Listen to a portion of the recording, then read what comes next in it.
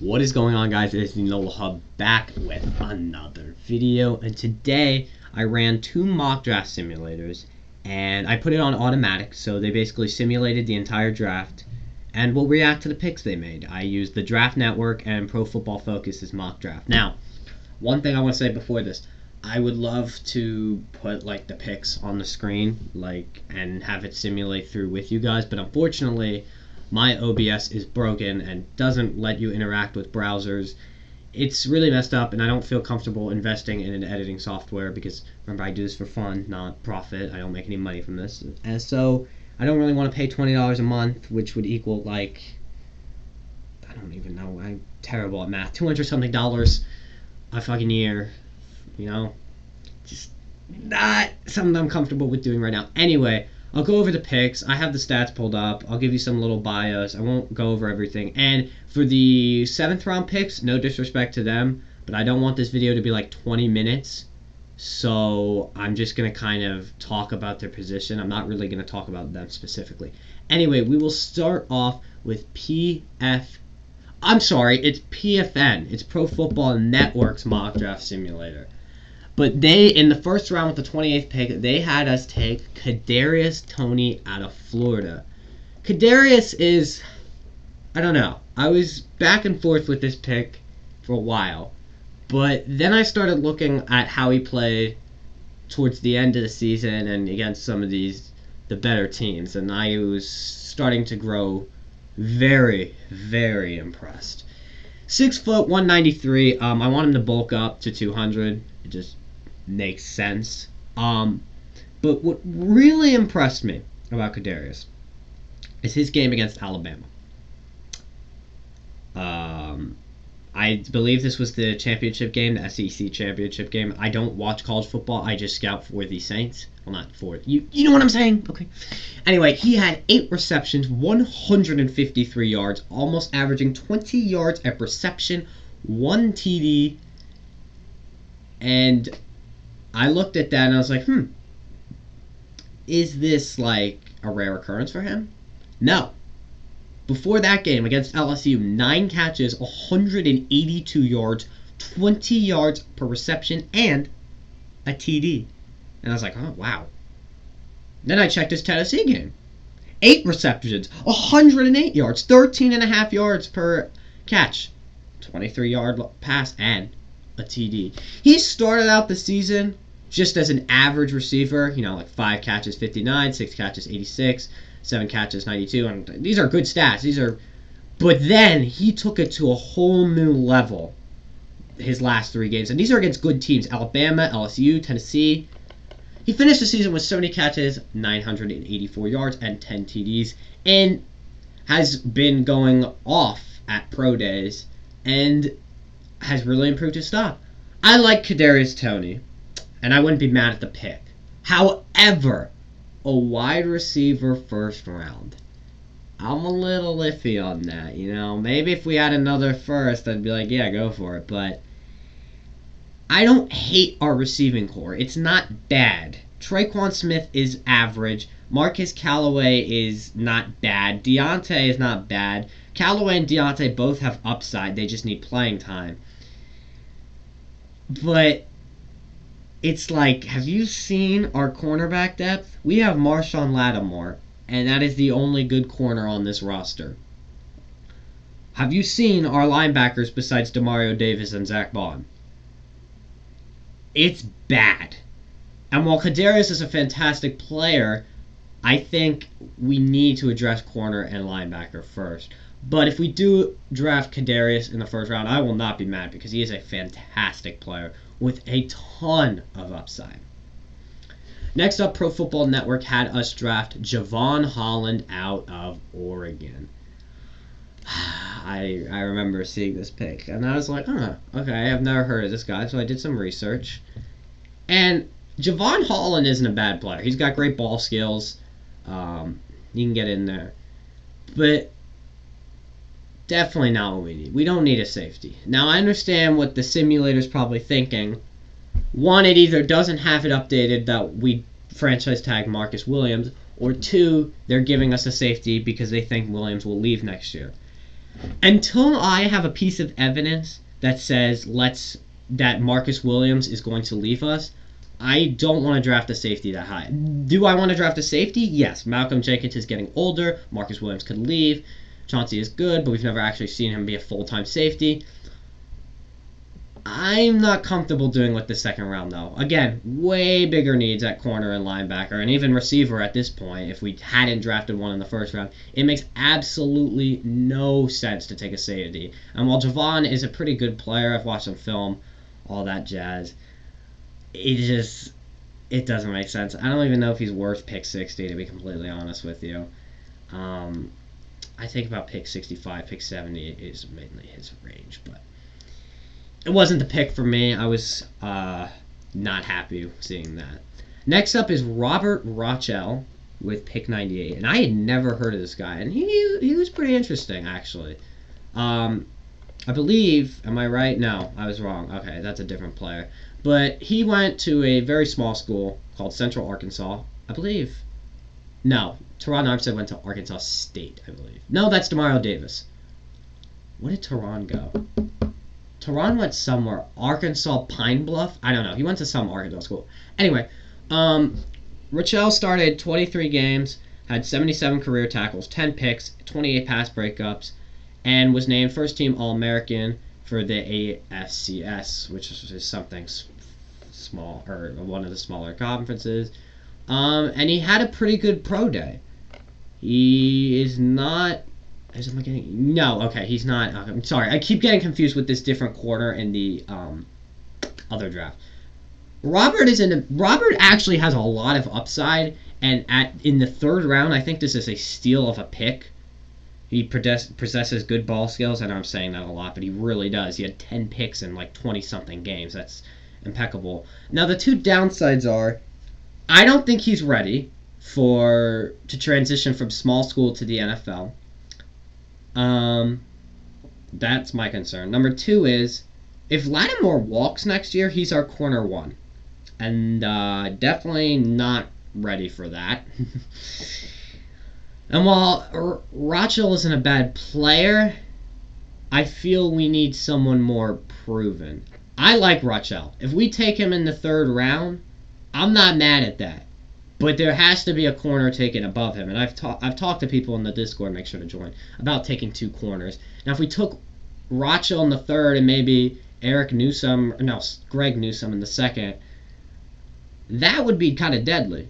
Then we've set our corner duo. Take a linebacker first, receiver fourth. Come on. So it's not that I don't like Rochell.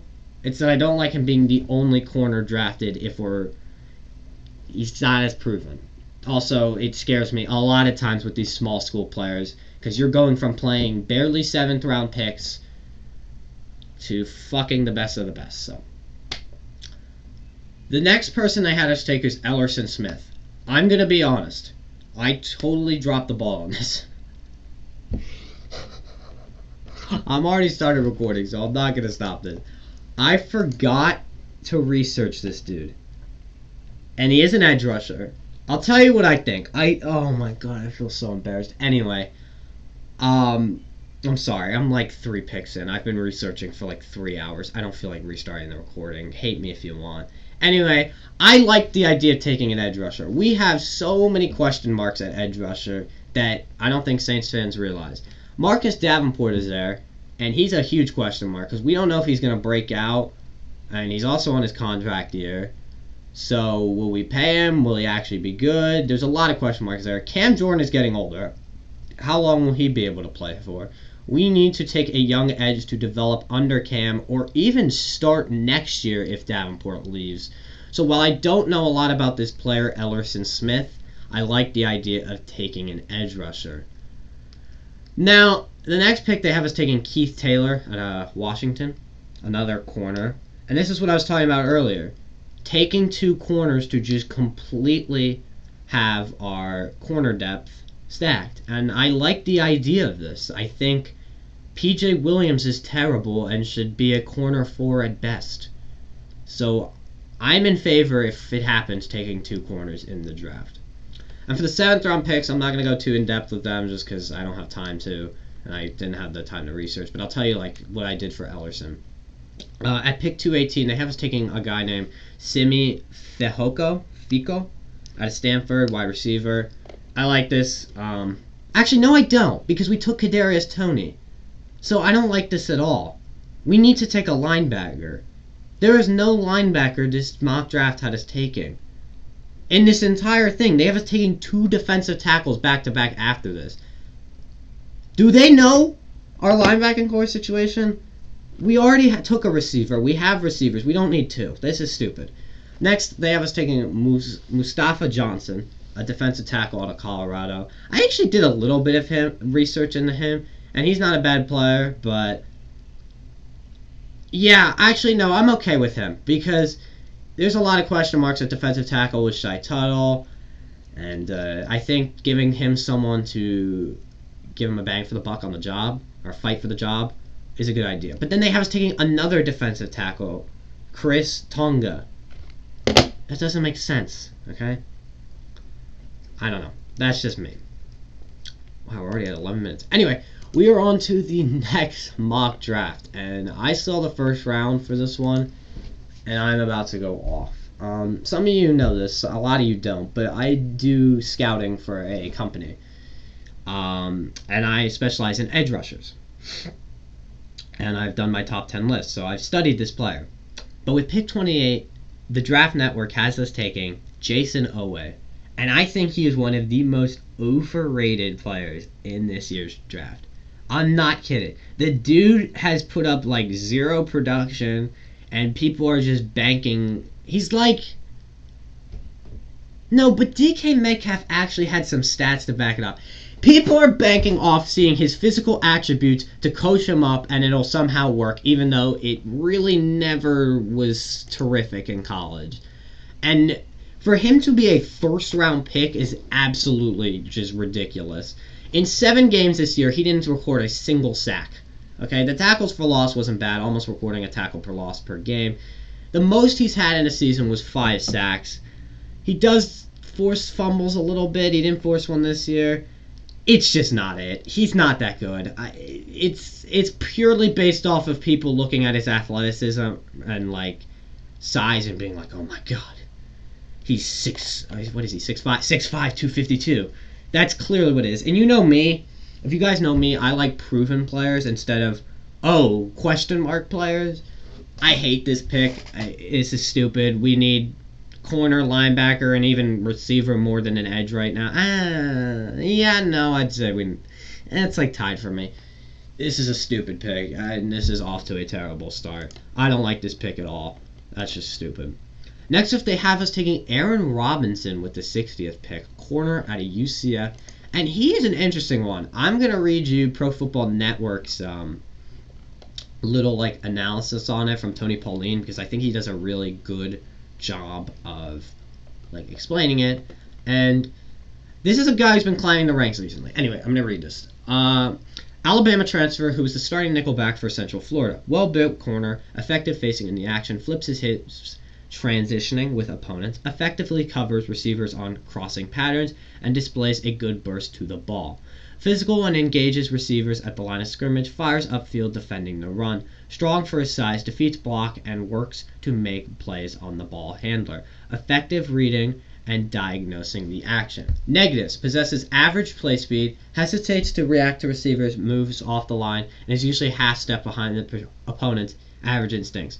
And when I read this, I was like, you have maybe 3 negatives to him, and we're getting him in the 3rd round? And that's really all I can find on him, is he just needs some speed help. And personally, yes, you can't teach speed. I do believe that. But I do believe you can teach... It's like you can teach speed, but if you get him on the right program, you could get that speed up a little bit. And his instincts are average, from what I've read. With good coaching, I feel like this is a guy we can coach up. He's proved himself to me. I believe I have his stats right here. Yes, I do. I mean, he's all over the place. He wasn't especially great this year, but I don't know, man. I watched some film on him. I really like this guy at the pick. Now, I'm not a huge fan of him. I like him at the pick more or so. At pick 60. Actually, do I? I'm take that back. I was thinking we got him in the third round. I don't like this pick. I don't like him at pick 60. I would like him at like pick 70 or pick 80. So while I believe he's a second rounder, I think it's a little too early in the second round. But he's not a bad player. There's very few flaws to his game, and they're very fixable in my opinion. He was a guy from Alabama, but I don't buy into the hype just from pro days, even though that did work for DK Metcalf. But I don't know, man. I go back and forth on this one because earlier I was like, oh, I'm not too much of a fan of him. And then I'm like, yeah, I am a fan, and now I'm not really a fan. I don't know what's happening with my shitty computer. Anyway, if we took him at pick 60, I wouldn't be mad because we addressed the corner position, but I think there are probably better options at pick 60. Next up, we have Demetric Felton, and this, I didn't understand this at all. So he's listed as a wide receiver. This is why the Draft Network got confused. He's listed as a wide receiver, but he's a running back. Yes, he's a running back. He had like 600 yards. He maybe had like, I looked it up, he barely played receiver. He played some slot receiver for them. We don't need a running back, and especially not in the third round. The simulator just got confused for some reason. He's listed as a wide receiver, and it's like, oh, you need wide receivers. So, yeah. I'm not going to talk about this pick just because it's stupid. Take a corner here. We haven't taken a corner yet. I mean, sorry, linebacker. No, okay, well, you'll see. Take an actual receiver then. Next up with pick 105, it has us taking Monty Rice. And I was like, ooh, Monty Rice in round 4? Or 3? That ain't bad. But the more I look into it, it's not what we need. Monty Rice is mainly a run stopper, and this team does not have a problem stopping the run. This team has significant problems stopping the passing game. We need to get a linebacker that specializes in that. Monty Rice, not a bad player, not the right fit. Get a pass stopper. We have guys that can stop the run. And next pick, Jamie Newman with pick 133. The last thing this team needs is more quarterbacks. We have one. We have another. Jamie Newman, again, not a bad player, but I don't see him developing into anything special. Probably would be better to Taysom Hill, but if we lose Jameis next year, the experiment doesn't work out. I'd rather just sign someone or draft someone in the fucking first round. So this was stupid. With our 7th round picks, they have us taking an offensive tackle, a safety, and an interior defensive lineman. I like the pick of the safety, Tyler Coyle out of Purdue. I like the pick of an offensive tackle. Unfortunately, we don't know what's going to happen with Ryan Ramczyk and Teron Armstead. The tackle they have us taking is Brendan Jameis. And then they have us taking a defensive tackle, Kyrie Campbell. I like that a lot. Give Shy Tuttle a battle. He'll work harder and play better. But overall, these drafts kind of sucked. I mean, I learned about some players, but most of these picks I'm just not a fan of. But, yeah.